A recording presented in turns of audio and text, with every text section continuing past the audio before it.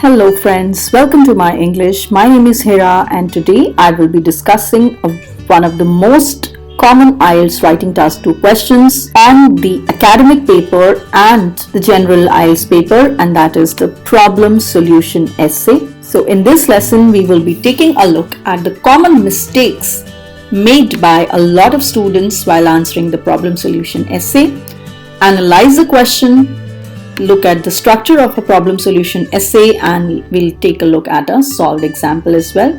Let's get started with today's lesson. Despite being very common, lots of students fail to do well in these questions. So the most common mistake that many students commit is not expanding enough, which means not expanding on the ideas and instead simply listing down the problems and solutions. Remember, it is not a GK test. It is not how much you know about that topic or how you can come up with the solution of that topic, but how you elaborate on it, right? So the examiner doesn't really want a list of the problems or the solution that you can think of, and please don't do this in the exam. Instead, if you look at how the exam is marked, the examiner wants you to pick one or two problems and solution and then expand on them with explanations and examples. Another common mistake is writing about the problems and solutions that are not directly linked to the question. So the points that you're writing are not directly linked with the question. You should be like a sniper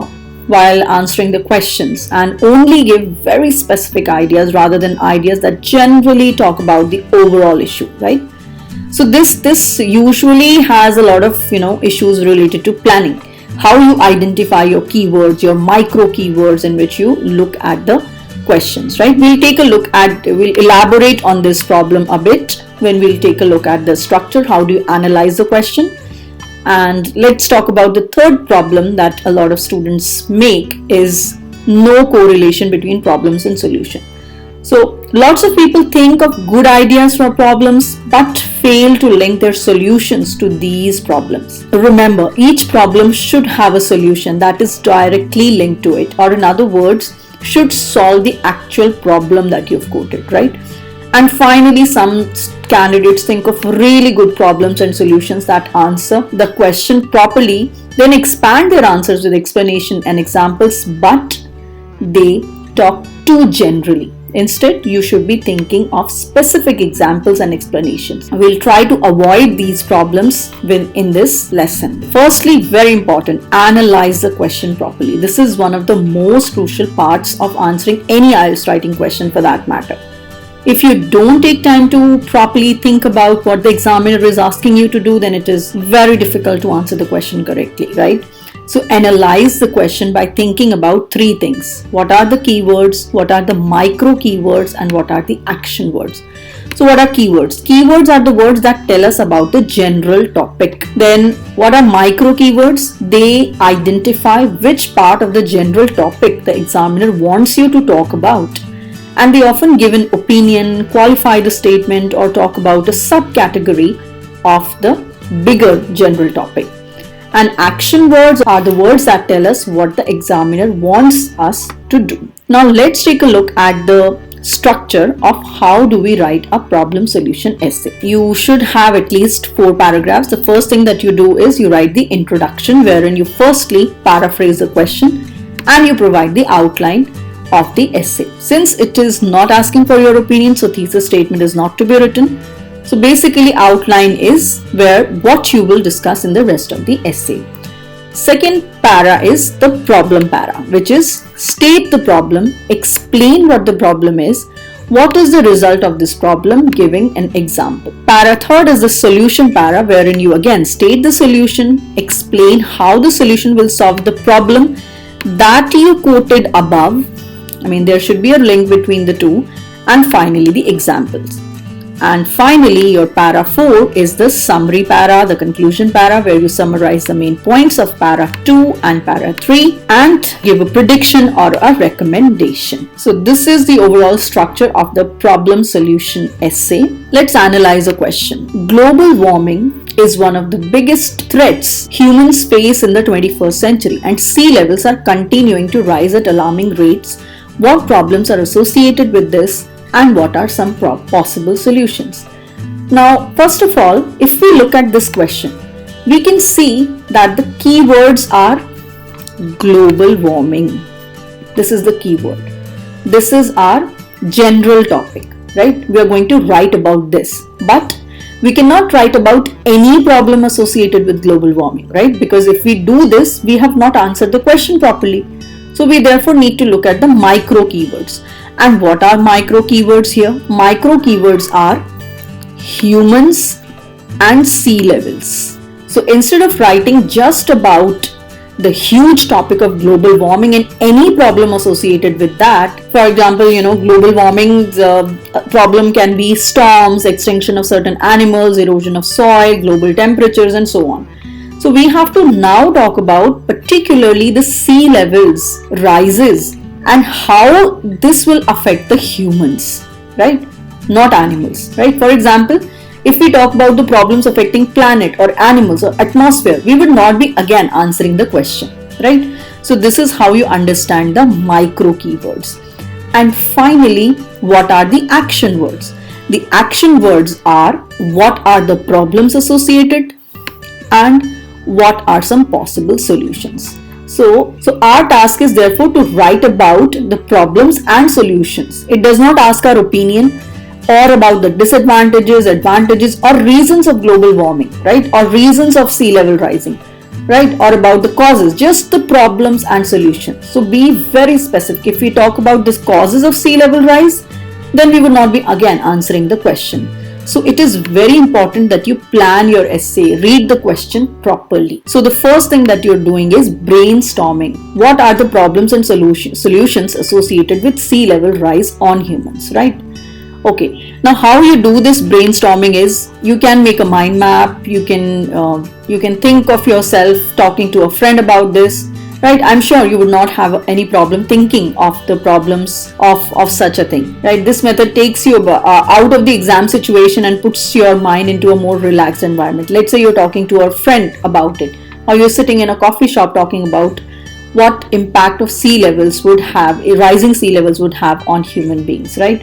So try it and see. If you don't like it, you can try other methods of maybe mind mapping or so on. Now, analyzing the question, we've already seen how you do the keywords, analyzing the micro keywords and the action words. Very important.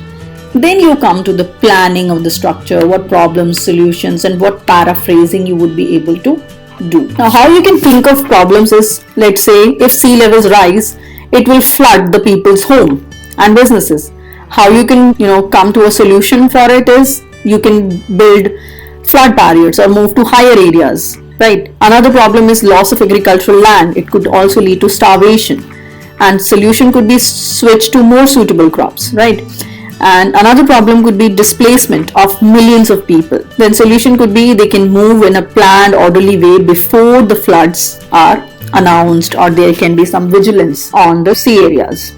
Another problem is groundwater becomes undrinkable. Solution could be you can build destination plants, desalination plants. As you can see, I didn't think of a lot of problems and a lot of solutions. For each problem, you should think of a solution that directly solves the problem. So when you have enough ideas, you must now decide which ones to use and then pick the ones that you would be able to give examples for and you'll be able to explain more. Now let's come to the essay, wherein I first paraphrase the question. So paraphrase, like I said, simply saying the sentence again with different words but with the same meaning. So we can do this by using synonyms and or changing the order of the words. So how you can do it is, global warming is one of the biggest threats humans face in the 21st century. So instead of global warming, you can say climate change is among the principal dangers. So one of the most among the principal dangers facing people this century. And ocean levels, so instead of sea levels, you can say ocean levels are increasing. So instead of rising, you can say increasing dramatically. Rising at an alarming rate is dramatically. Now you are going to write the outline statement. So outline is you're talking two parts. Firstly, you first suggest the biggest problem and then you talk about the solutions. So this essay will first suggest the biggest problem caused by this phenomenon is the flooding of homes and then submit building flood protection as the most viable solution. This is the outline and the paraphrasing, and it covers your introduction para. Now talking about the first body para, which is you're talking about the problems. So here you first state the problem. The foremost problem caused by rising sea levels is creeping up or increasing the flooding of people's residences or people's houses. Right, residence is a better word than houses, so you use that.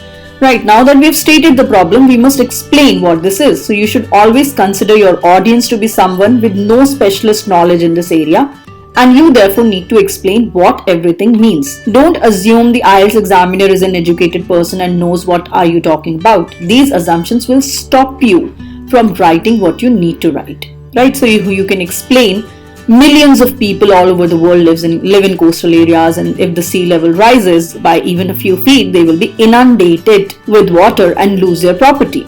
Right? Then you talk about shelter. Shelter is one of the most basic human needs, and widespread flooding would cause millions of people to become homeless, not to mention losing all of their possessions. Then you can talk about the example. An example of a very general example would be a lot of the people in the world would have experienced flood recently. So don't mention a very general example. Maybe you can talk about the devastation brought about by the tsunami in 2011 in Japan, which saw millions of people displaced. Now don't push it any further, leave it as it is. Now come to the solution paragraph, where you start off by saying a possible solution to this problem, so increasing your coherence, would be to build flood barriers. And instead of flood barriers, repeating it, you can say flood defenses, such as dikes, dams, floodgates could be built along the coast and waterways, thereby stopping the water reaching the populated areas. Then you again talk about the example. The Netherlands is one of the most populated areas in the world and also one of the most vulnerable to flooding, and they have successfully employed various flood defense systems. I'm not really directly talking about global warming or climate change in general, but what I'm talking about is the increasing sea level and what problem it will cause for the people, and what solution can be used by the people to solve this problem in particular. So the conclusion, again very important, should have no new ideas, but instead should simply list the main points from the previous two paragraphs. And it is good that you can use some synonyms in this paragraph to avoid repetition, because we are going to improve our lexical resource all at the same time. So to conclude, we can say stemming the rising tides. Rising tides, we can say, caused by increasing global temperatures is one of the foremost challenges we face, and it will ultimately lead to many of the world's cities being left underwater. But a possible solution could be to utilize the flood prevention techniques already used by many countries like Holland, Netherlands. It is predicted that more and more countries will be forced to take such. So this is a kind of a recommendation, kind of a line. You can avoid it or you can write it. It is just a summary kind of a way, right? So this is how you write the whole essay. I hope it has helped you in some way. Try to practice any question of problem solution using this technique, and I'm sure it will improve your band score by at least 1 band. That's all from my end today. Take care and God bless. Thank you so much for watching. Bye bye.